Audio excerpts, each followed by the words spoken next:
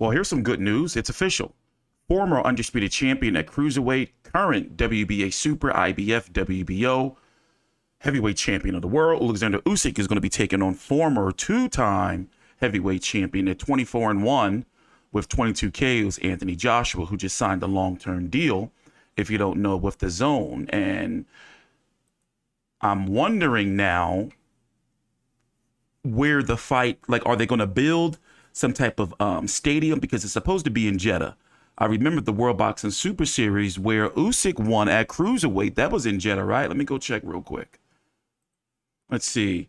19-0 with 13 KOs. No, that was in Moscow. Which one was in Jeddah? I believe that was Eubank Jr. versus George Groves, right? Well, let's talk about it.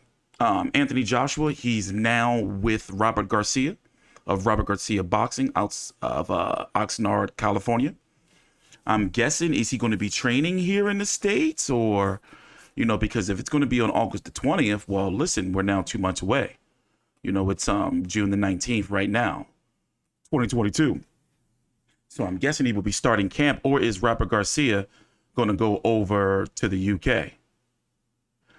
Oleksandr Usyk was in war for the Ukraine. I don't know exactly what he was doing, you know, not necessarily saying he was boots on the ground, but he was involved in something, just like they're saying Lomachenko does some type of guard duty somewhere.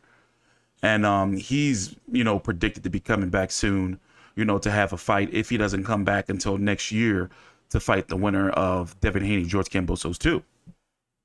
So now the question is, what can Anthony Joshua do in a rematch to strengthen his chances? For one, I think that he's got to use his size. You can see a significant height difference right there. Usyk is listed at 6'3", and he's about that. I met him in person. And then you have Anthony Joshua, who's listed at 6'6", and you know these are legit heights and for these guys. Usyk, when he fought Joshua, came in at 221 pounds, and I believe that was a career heaviest, right? Yeah. And Joshua came in at 240 pounds. You know, many had concerns about Anthony Joshua bulking up with the muscle and everything. But look, I think that Oleksandr Usyk has the ability to outbox him again.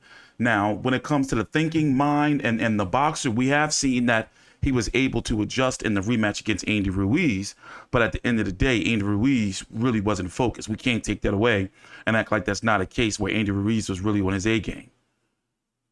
But nonetheless, he did what he had to do and not engage, and he moved around a lot over in Saudi Arabia for that rematch. And it was a very, you know, like significant and important fight for his career. But now if Anthony Joshua was to lose, where does he go from here? Now, in this day and age, I'm not going to say that, you know, it's over or anything like that, because, you know, there's still some significant fights out there for him. But in this case, I just don't think that he has enough to be able to keep Oleksandr Usyk's boxing skills at bay. You know, he's going to have it. One thing he doesn't want to go out there and do is like he did the first fight, is try to go out there and outbox Oleksandr Usyk. He's got to go out there and try to put a boot in his ass, but carefully. I mean, he is the bigger man. Now, one thing we've seen is that Usyk, you know, some training footage or a photo has come out, and he seems to be, you know, or has put on a little bit weight. I think that for Usyk, you know, 220, 230 is fine for him, 225. I think anything bigger than that, you know, would be a problem. Let me see if I can find that photo for you guys. By the way, take your time out, like the video, subscribe if you haven't. Down below in the description box is a link for my link tree that houses all my social media. Also, my podcast is going to be launching in a couple of weeks, less than a couple of weeks now, and I'm pretty much working around the clock to get everything in order. But this is a recent picture of Oleksandr Usyk in training. And let me tell you, he looks about 250 right there. Like, this is clearly the biggest he's ever been. And remember, the highest he's fought in the ring was about 221. Okay, 240, 250. He looks huge right here. You know, I wouldn't be surprised 245 or so. Now, this is a fighter who relies on his movement and not necessarily known to be a one-punch knockout type of guy. But we did see, you know, that he was able to, you know, lay some hands upon Anthony Joshua, especially in that final round. you know, and I won't be surprised if he's able to step on the gas, that left hand, you know, Joshua won't be able to do nothing about it. And that's what's going to be really key, is how he's going to be able to, you know, neutralize that. So we don't know anything about the undercard yet. You know, I wouldn't be surprised if the undercard is, you know, who was on, let's see, let's go see who was on the first undercard. I done forgot. And then let's go see who was on the undercard for the Andy Ruiz rematch. Because when you have a lot of money like that going to the top fighters, it don't really be a lot of money left on the undercard. So for Ruiz, Joshua 2, you had Povetkin versus Hunter. Okay, all right. No, this was a good undercard they were able to put together. Like, if you really look back in hindsight, this was a really good undercard. Povetkin versus Michael Hunter, Hrgovic versus Eric Molina, Dylan White versus Walk. Just having Dylan White and Hrgovic on the card, you know, this is a solid undercard right here. Opie Price, Diego Pacheco.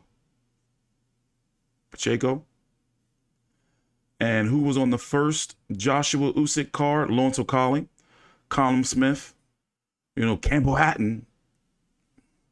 So I'm interested to see, you know, especially since Matchroom Stable is pretty spread thin right now, I'm interested to see who they're going to put on the undercard. I'm going to tell you right now, a lot of people thought that Joshua was going to win the first fight. I predicted and really stood, you know, my ground was like, yo, Usyk's going to outbox him. You know, and I'm going to say the same thing for the rematch. I don't think that Anthony Joshua, you know, can make the proper adjustments. And I like Anthony Joshua. This is no slight to him. And I hate when fighters get sensitive about people making their predictions and shit. Like, you don't believe in me. Mate, I'm supposed to call the motherfucking fights. So, you know, I think that Usyk, you know, whatever adjustments that Joshua is going to be able to make, I'm guessing that Usyk, and I can assume, you know, and believe that he's going to be already prepared, you know, to not fight the same fight himself and to make adjustments for Anthony Joshua's adjustments. But there you have it. August the 20th. As you can see, as a friend of mine right there, Oscar De La Coca, pointed out, why isn't the zone on the poster? I'm guessing the money, they haven't really sorted that out yet for the global, the zone broadcasting funds and all that for the fighters and the promoters. And, you know, so I'm guessing that's probably why it's not officially the zone fight yet, but I'm expecting, and we should expect for it to be the zone, especially since Anthony Joshua has signed a long-term deal with them.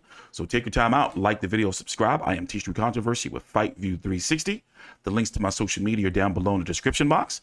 Thanks for watching. Take your time out, comment down below, let me know what you guys think, and see you guys later. Please subscribe.